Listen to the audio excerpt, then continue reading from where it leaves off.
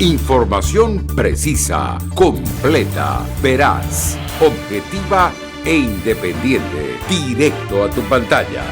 Voz de América en RCR 750.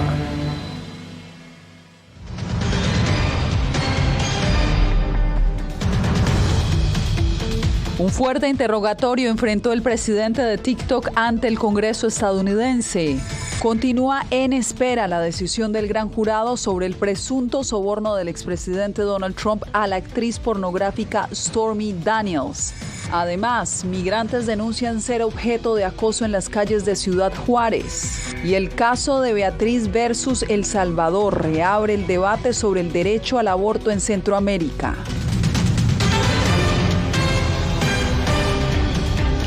¿Qué tal? Desde Washington comienza El Mundo al Día. Soy Yasmín López. Por primera vez, el presidente de la aplicación TikTok compareció ante el Congreso estadounidense. Fue un intenso interrogatorio que estuvo enfocado principalmente en la privacidad de los datos de los usuarios, mientras Estados Unidos sopesa la posibilidad de bloquear la plataforma digital china. Jacopo Luzzi siguió la audiencia y nos acompaña en directo. Jacopo, ¿qué fue lo más destacado?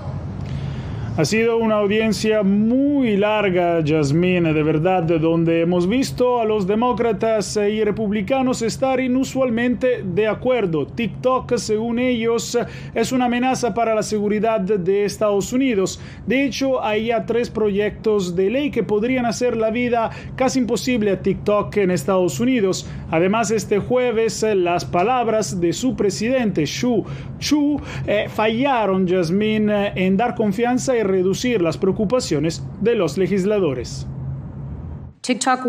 Un escrutinio minucioso para exigir responsabilidad y transparencia a TikTok. Eso hicieron los legisladores de la Cámara de Representantes a Shou Chu, el presidente ejecutivo de la empresa asiática, a la que acusan de mantener vínculos con el gobierno chino y provocar efectos nocivos en niños y adolescentes. No confiamos en que TikTok adopte alguna vez los valores estadounidenses, los valores de la libertad, los derechos humanos y la innovación.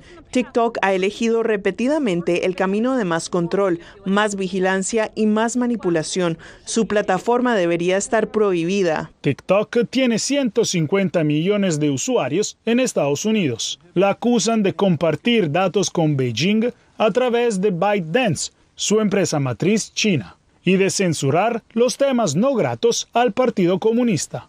Chu negó tales acusaciones, planteadas por republicanos y demócratas. Número 1, mantendremos la seguridad, particularmente para los adolescentes, como una prioridad principal para nosotros. Número 2, protegeremos con Firewall los datos de Estados Unidos del acceso extranjero no deseado. Número 3, TikTok seguirá siendo un lugar para la libre expresión y no será manipulado por ningún gobierno. La aplicación se ha convertido en un campo de batalla en medio de una guerra fría tecnológica entre Estados Unidos y China, con amenazas estadounidenses de prohibir TikTok. China dijo que se opondría a los esfuerzos de Estados Unidos para forzar la venta de TikTok y reprendió públicamente la postura de la administración Biden contra la propiedad china de la aplicación. La amenaza a la seguridad nacional, Yasmín, que representa TikTok hasta ahora, más potencial que probada. Los funcionarios estadounidenses, de hecho, no han desclasificado ninguna evidencia específica de que TikTok entregue datos de sus usuarios al gobierno chino. En cambio, los legisladores y los funcionarios están preocupados por problemas potenciales, dado el estricto control de Beijing sobre la economía y las empresas individuales. Seguimos atentos. Jacopo, gracias por el reporte.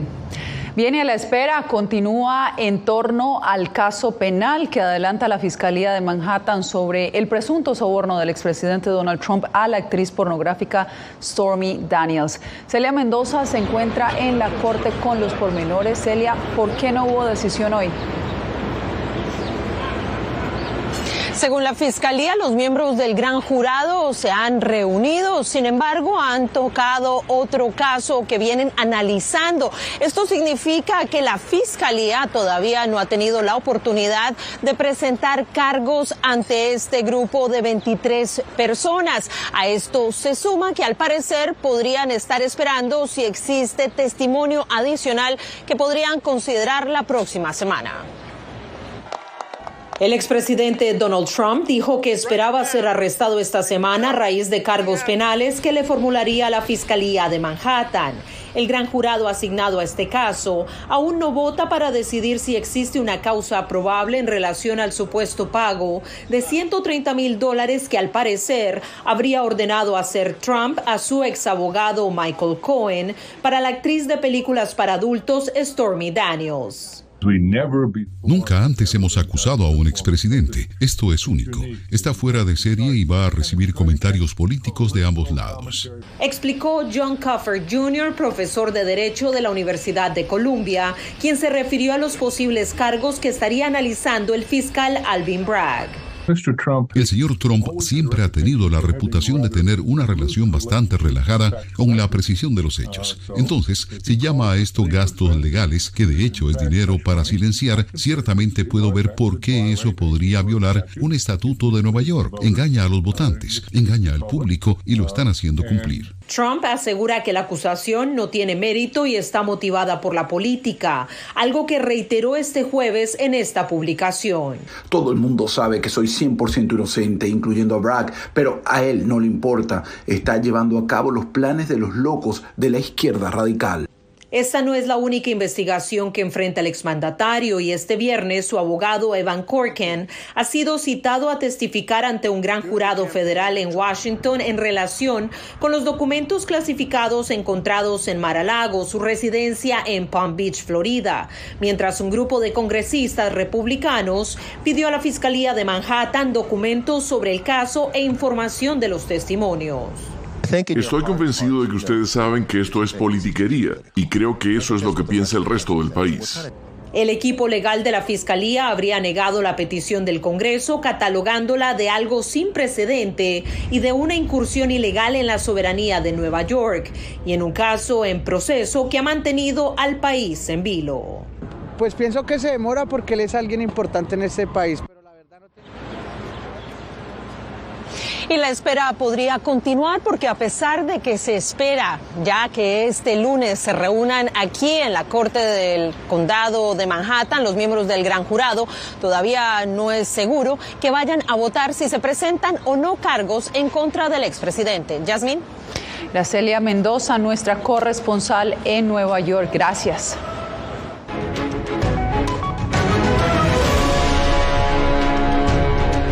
Luego de ver frustrado su intento de cruzar en caravana a Estados Unidos, decenas de migrantes regresaron a las calles de la ciudad de Ciudad Juárez. Algunos aseguran ser víctimas de acoso. César Contreras tiene el reporte. Un gran número de migrantes que no han podido ingresar a Estados Unidos ahora se ganan la vida limpiando autos o pidiendo dinero en las calles para poder pagar un hotel en México. La mayoría de las veces ya saben que uno está aquí, le dicen que uno se vaya, pero uno no se va por lo mismo, por la necesidad. Por eso uno se mantiene por aquí, sí. Familias enteras deambulan a diario por las calles de Ciudad Juárez en busca de alguna ayuda de la comunidad, pero ahora dicen estar siendo acosados. La policía, la inseguridad, donde nos quedamos, a veces nos quedamos en la calle. Y pues mucha gente piensa que es fácil todo esto.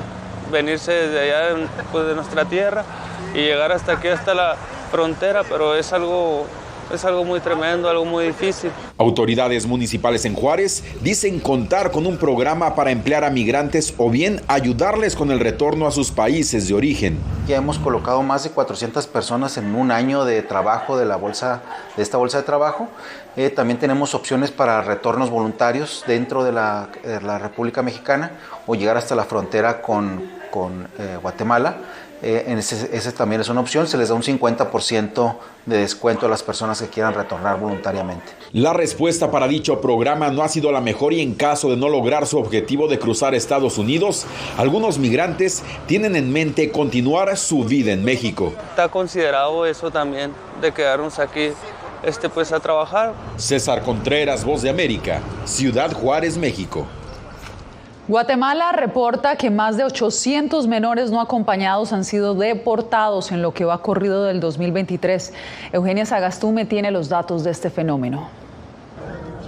La migración no distingue edades. Cada vez aumenta el número de menores que viajan hacia Estados Unidos de forma irregular y sin un adulto que los acompañe. Desde el 1 de enero hasta el 8 de marzo del año 2023 se reportan 889 niños retornados a nuestro país, de las cuales son 257 mujeres y 632 hombres.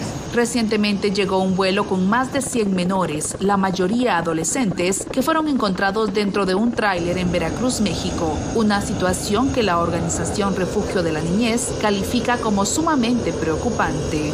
Casos en los cuales los niños han sido vulnerados sexualmente, ya sea por los mismos tratantes o bien por las personas que durante la ruta se los van encontrando. Asimismo han sido explotados laboralmente, ya que durante la ruta pues se ven sin la posibilidad económica de poder continuar. Representantes de la Plataforma de Desarrollo e Integración Social PLADIS remarcan que los menores migrantes son producto de la pobreza y falta de oportunidades.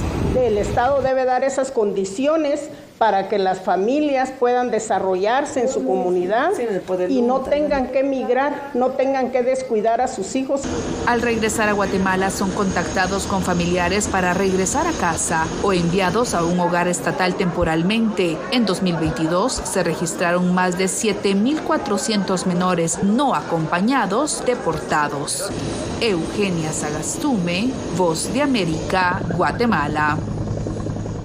La Corte Interamericana de Derechos Humanos comenzó las audiencias en el caso Beatriz versus El Salvador, relacionado a la negativa que recibió una mujer de 22 años cuando pidió al Estado practicarse un aborto terapéutico en el 2013. Donaldo Hernández nos informa. Colectivos feministas en los últimos días se apostaron en los alrededores de la sede de la Corte Interamericana de Derechos Humanos en San José, Costa Rica, para exigir justicia por el caso Beatriz, una joven salvadoreña a quien el Estado le impidió interrumpir su embarazo en el año 2013. La joven padecía múltiples enfermedades y el feto tenía una malformación. Esto llevó a que ella pidiese un aborto y que debido a la penalización total del aborto que tenemos en nuestro país, así como en Nicaragua y Honduras, pues a ella no se le permitió. Ante la negativa del Estado salvadoreño, Beatriz dio a luz, pero el feto murió 5 horas después de nacido y la joven falleció en un accidente de tránsito 4 años después. Por esta razón, la Corte convocó este miércoles y jueves a la familia de Beatriz y al Estado salvadoreño a comparecer en las primeras audiencias. Se espera que se pueda condenar al Estado salvadoreño y que se puedan generar medidas de no repetición, como la despenalización del aborto y medidas de reparación integral para la familia de Beatriz. Las mujeres no pueden acceder, no pueden decidir sobre sus cuerpos, no pueden acceder a interrumpir un embarazo, incluso cuando pone en riesgo su vida. Mientras el Estado de El Salvador expresó en audiencia de este jueves su oposición a la despenalización del aborto. El Estado confía en que la Corte resolverá este caso protegiendo al niño no nacido como sujeto de derechos. En el mes de abril, ambas partes presentarán los alegatos finales sobre el caso Beatriz y posteriormente la Corte Interamericana fijará una fecha para su sentencia. Donaldo Hernández, Voz de América.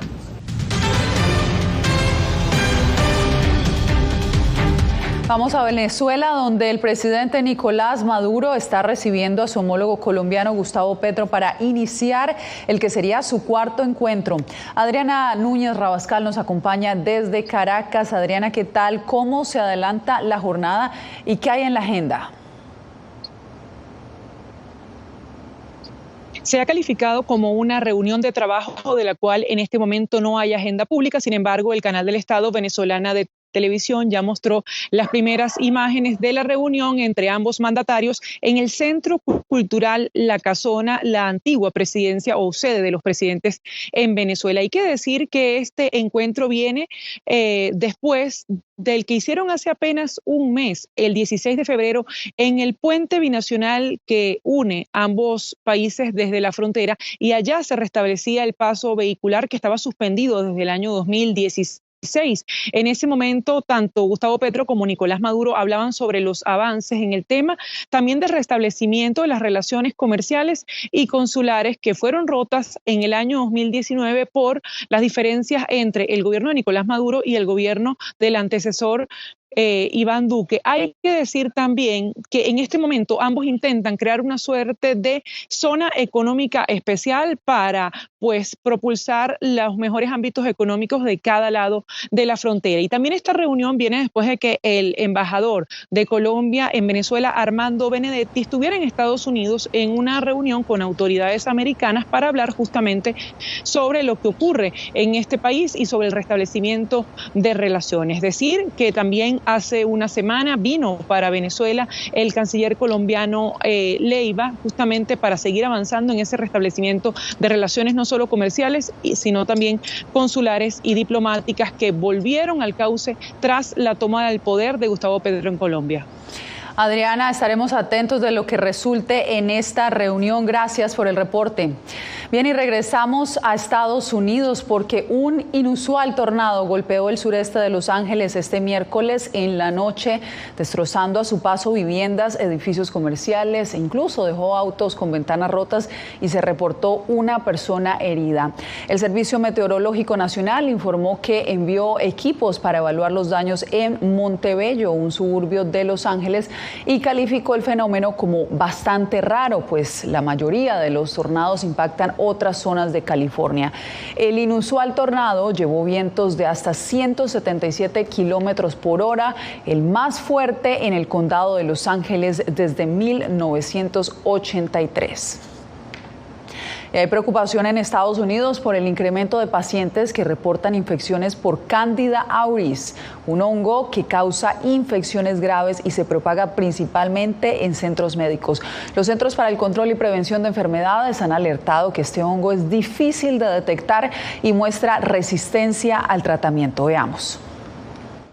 En Estados Unidos se encienden las alarmas de salud pública. Los Centros para el Control y la Prevención de Enfermedades alertan sobre el incremento de pacientes afectados por el hongo Candida auris. Los CDC, por sus siglas en inglés, reportan un aumento del 44% en 2019 y del 95% en 2021. Lo que preocupa es la resistencia del patógeno a los medicamentos. Ya que el hongo empieza a multiplicarse, y en virtud de que no es sensible a los tratamientos antimicóticos convencionales, puede en un momento dado poner la vida del paciente en peligro por una sepsis general que produzca un shock séptico.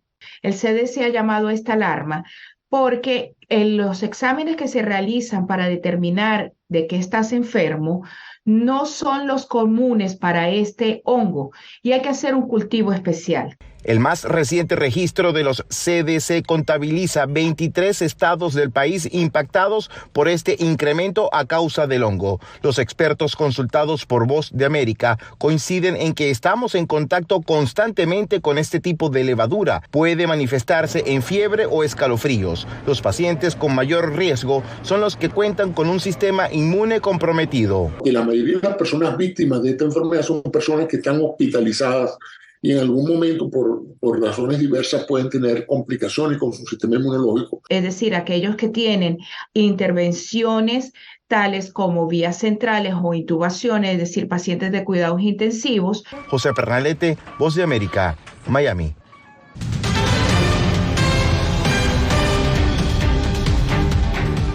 En México, 9 funcionarios fueron detenidos por su presunta responsabilidad en la desaparición de los 43 estudiantes de Ayotzinapa en septiembre del 2014. La Secretaría de Seguridad Pública Estatal de Guerrero informó que las detenciones incluyen a 7 miembros de la Policía Estatal y 2 policías del municipio de Iguala, la ciudad que visitaban los estudiantes de Ayotzinapa cuando sus autobuses fueron interceptados por la policía local y las fuerzas militares al momento de su desaparición. Persiste la migración venezolana a pesar de que el gobierno de Nicolás Maduro asegura que la situación en Venezuela se arregló. Las precarias condiciones que padecen muchos venezolanos alimentan un flujo migratorio que genera un enorme reto para los países receptores de ese desplazamiento. Álvaro Algarra nos amplía. A pesar de que el presidente Nicolás Maduro indicó que al cierre de 2022 Venezuela logró un crecimiento económico del 15% del Producto Interno Bruto y que los ingresos por exportaciones petroleras han aumentado un 30% con respecto al mismo periodo de 2022, el desplazamiento de venezolanos hacia otros países, según especialistas, no se detiene. No se va a impedir esta migración. Mientras no se resuelvan las causas de fondo, esto va a seguir sucediendo. Habíamos sido históricamente un país huésped, un país receptor. Una crisis que ha expulsado a millones de venezolanos de nuestro país en búsqueda de oportunidades, en búsqueda de institucionalidad, en búsqueda de protección, pero sobre todo es una crisis que hoy en día se enfrenta a grandes retos para poder mantener su visibilidad. El comisionado de la Organización de Estados Americanos para la Crisis de Migrantes y Refugiados Venezolanos, David Smolansky, informó sobre la cantidad de personas que se han marchado del país durante este año en curso. Estamos registrando que al menos 1.200 personas siguen huyendo diariamente del país desde que empezó el 2023.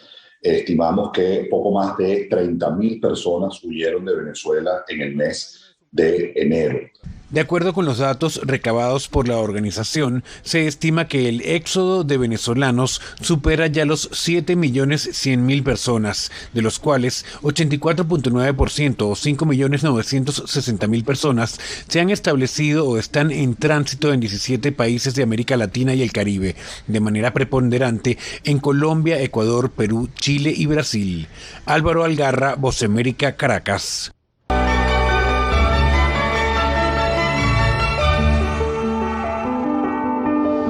Un innovador dispositivo podría revolucionar la forma en que se detecta el cáncer de mama.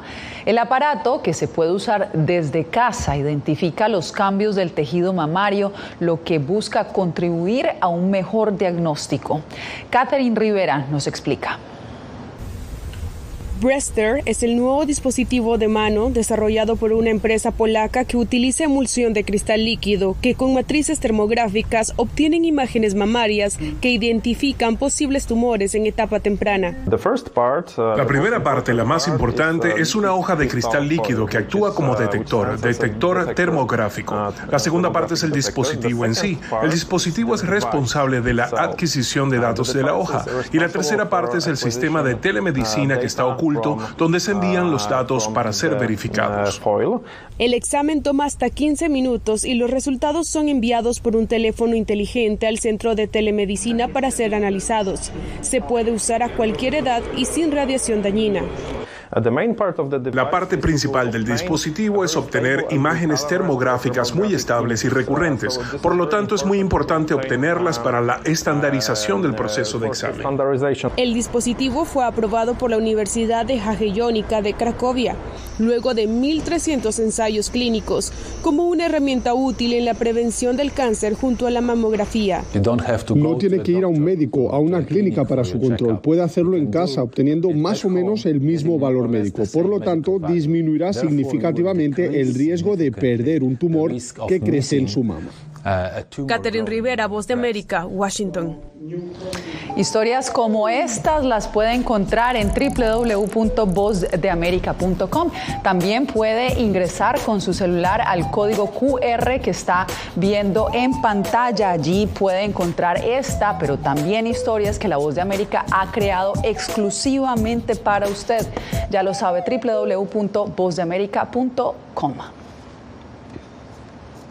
Una tortuga del zoológico de Houston se acaba de convertir en padre a sus 90 años. Se llama Mr. Pickles y aunque le tomó casi un siglo, ahora es padre de 3 hijos. Mr. Pickle es un ejemplar de las tortugas radiadas originarias de Madagascar, una especie en peligro de extinción. El zoológico y la señora Pickles, que tiene 53 años, están de celebración por la llegada de las 3 crías que han sido llamadas Eneldo, Jalapeño y Pepinillo. Con esta historia llegamos al final de esta emisión. Les informó Yasmín López. Radio Caracas Radio presentó Voz de América.